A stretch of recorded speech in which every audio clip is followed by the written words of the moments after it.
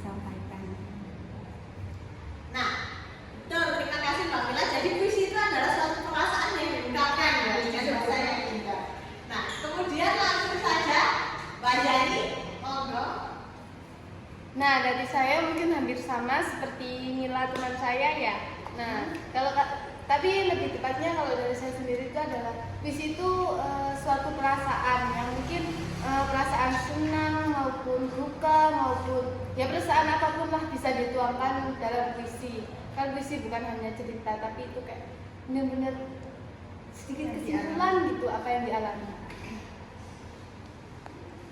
Oke, baik. Dari apa yang disampaikan oleh Mbak Mila dan Mbak Anjani, pada intinya puisi itu merupakan sebuah perasaan yang ditulis dengan apa yang telah disampaikan oleh Mbak Mila dan Mbak Anjani tadi. Benar, bahwa puisi itu adalah sebuah ungkapan yang ditulis dalam kata-kata yang indah. Tapi kita lihat dulu ya, yang telah disampaikan Mbak Anjani dengan Mbak Mila itu tadi apakah sesuai dengan di sini? Mari kita lihat. Nah, poinnya dari apa yang disampaikan oleh Mbak Mila dan Mbak Anjani tadi bahwa teks atau puisi itu adalah suatu teks atau karangan yang mengungkapkan pikiran dan perasaan dengan mengutamakan keindahan kata-kata. Mungkin itu pengertian dari puisi. Gimana paham? Paham. Oke. Kalau begitu lanjut. Selanjutnya adalah unsur-unsur puisi. Mungkin kalian udah tahu apa saja yang ada dalam unsur-unsur puisi? Belum tahu. Baik, yang pertama adalah dalam unsur puisi itu ada majas dan irama. Tahu majas dan irama? Tidak. Majas dan irama ini adalah kedua unsur yang faktornya bisa meningkatkan nilai keindahan dalam puisi. Keberadaannya bisa membuat puisi menjadi lebih hidup dan memberikan nuansa estetis bagi orang yang membaca atau menyampaikannya. Yang pertama saya akan menjelaskan majasnya dulu. Majas itu adalah bahasa khas yang digunakan untuk memberikan kesan tertentu dalam puisi bagi orang yang membaca atau menyimaknya. Agar dapat memberikan kesan dan makna, maka dalam majas itu diperlukan gaya bahasa atau majas yang memiliki makna-makna seperti berikut ini, yaitu ada contohnya perbandingan, pertentangan, pengulangan, dan perumpamaan. Dalam majas sendiri itu bisa dibagi menjadi dua. Yang pertama adalah majas personifikasi dan yang kedua adalah majas hiperbola. Yang majas personifikasi yakni majas yang menyerupakan benda mati seolah bisa hidup layaknya manusia. Kalau majas hiperbola yakni majas yang memberikan perumpamaan secara berlebih-lebihan sehingga kalimat atau teks itu cenderung isinya tidak masuk akal. Selanjutnya adalah irama. Irama adalah alunan bunyi yang berulang-ulang serta teratur. Keberadaannya itu memberikan nyawa bagi puisi sehingga lebih hidup dan menancapkan kesan mendalamnya. Contoh irama sendiri itu, aku terdiam di sepinya malam memaknai alam. Genderang perang bangkitkan daya juang menjemput menang. Itu adalah contoh dari irama. Nah, itu ya unsur-unsur puisi yang pertama yaitu majas dan irama. Terus yang kedua yaitu penggunaan kata-kata konotasi. Apa sih kata-kata konotasi? Ada yang bisa kamu jawab? Nggak bisa bu. Kita tahu, makanya saya kasih tahu. Oke, penggunaan kata-kata konotasi. Konotasi itu adalah kata yang bukan sebenarnya. Loh, gimana? Gitu kan? Kembalikan dari kata konotasi itu kata denotasi atau makna yang sebenarnya. Jadi, contoh makna konotasi apa? Hidupnya terlalu pahit. Pahit yang dimaksudkan kan tak pahit kayak kopi ya. Pahit itu kan tidak, melainkan kayak apa namanya? Tidak enak, buruk gitu. Jadi itu kata konotasi. Kayak konotasi, nggak apa-apa. Benar juga konotasi. Itu yang kedua. Lanjut yang ketiga mungkin langsung sama Ibu Tias lagi. Yang ketiga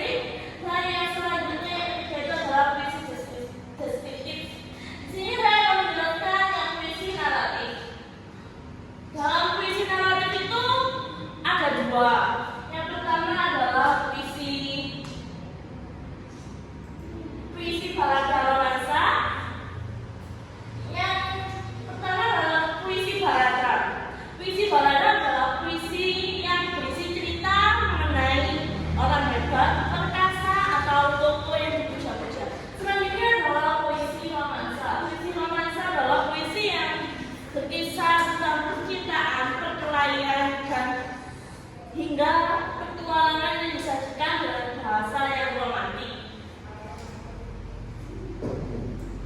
Ini yang puisi lirik akan dijelaskan oleh Ibu Vena. Nah, jadi itu ya, di puisi lirik itu ada 3 jenis. Yang pertama puisi elegi, yang kedua ode, itu ode ya, dan yang ketiga serenada. Apa sih puisi elegi? Elegi itu, jadi puisi elegi itu merupakan puisi yang di dalamnya berisi duka atau lirik atau kesedihan.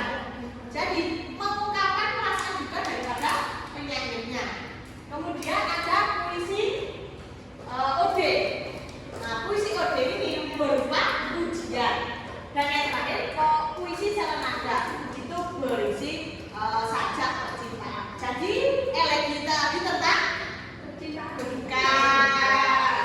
Ode itu tentang pujian.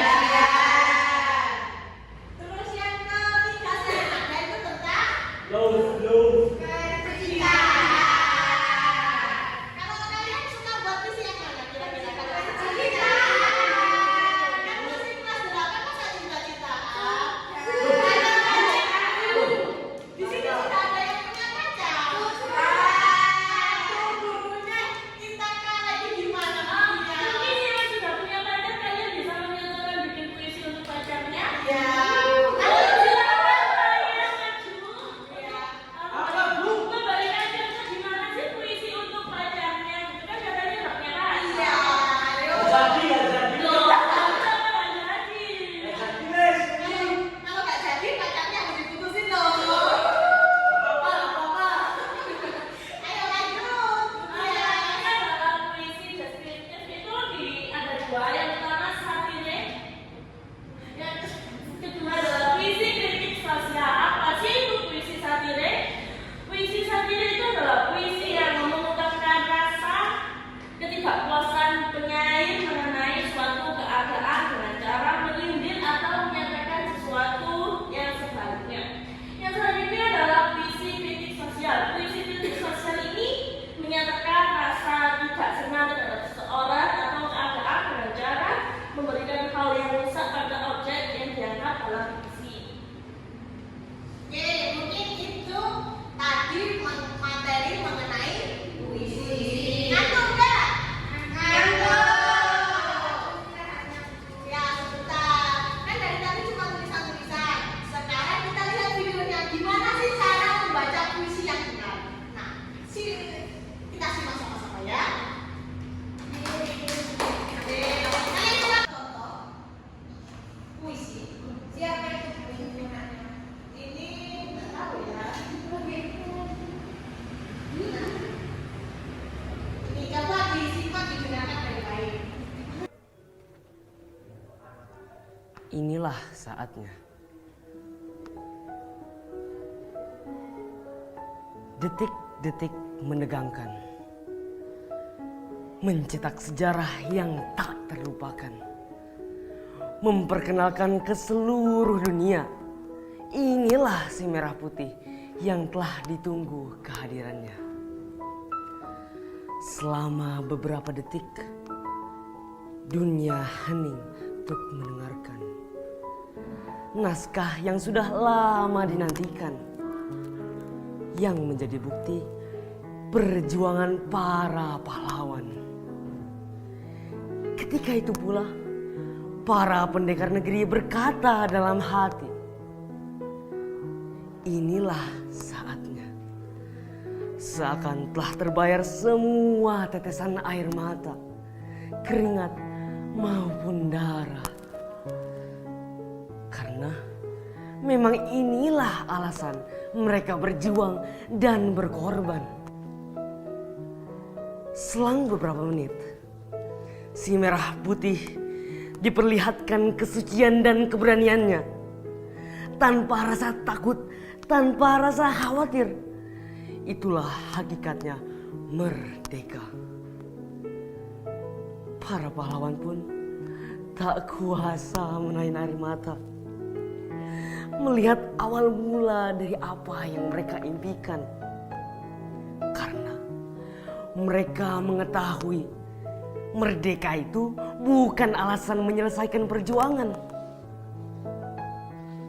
tapi merupakan langkah baru bagi kaum merah putih untuk berkembang. Sejak hari itu, tak ada lagi rasa takut, tak ada lagi rasa khawatir. Rakyat bebas kesana kemari, bebas berkreasi dan berinovasi. Kan dikenang selamanya oleh dunia bahwa 17 Agustus 1945 itulah kelahiran Ibu Pertiwi tercinta. Engkaulah Indonesia. 75 tahun sudah kau berdiri.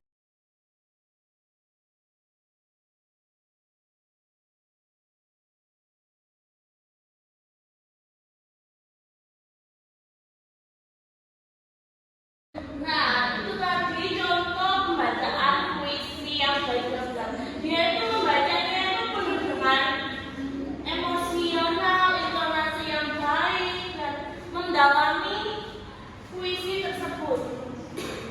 Karena membacaan puisi kita itu harus, yang pertama kita baca dulu puisi itu mengenai apa, nanti kita akan mendapatkan karakter kita dalam membacakan puisi, seperti emosi kita dalam membacakan puisi, tubuh kita membacakan puisi, itu kan benar. Betul sekali. Nah, itu adalah contoh membaca puisi yang baik dan benar.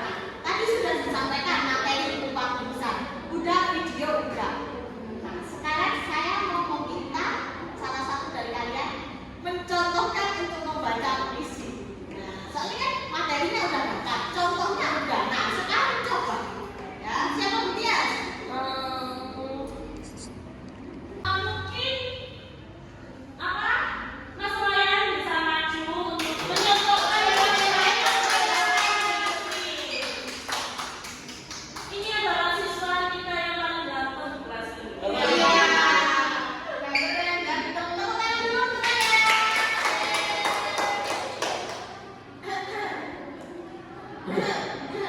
Ini puisinya nggak ada judulnya, langsung saja. Kau regas segenap lucu pengharapanku, kau patahkan, kau minta maaf. Demikianlah perempuan, ia hanya ingat kekejaman orang kepada dirinya walaupun kecil, dan ia lupa kekejamannya sendiri pada orang lain padahal begitu besarnya. Bukankah kau yang telah berjanji ketika saya diusir oleh nenek mamamu karena saya asalnya tidak tentu, orang hina, tidak tulen Minangkabau. Ketika itu kau antarkan saya di simpang jalan. Kau berjanji akan menunggu kedatanganku berapapun namanya. Tapi kemudian kau berpaling ke yang lebih gagah kaya raya, berbangsa, beradab, berlembaga, berketurunan. Kau kawin dengan dia. Kau sendiri yang bilang padaku bahwa pernikahan itu bukan terpaksa oleh paksaan orang lain, tetapi pilihan hati kau sendiri. Hampir saya mati menanggung cinta Hayati.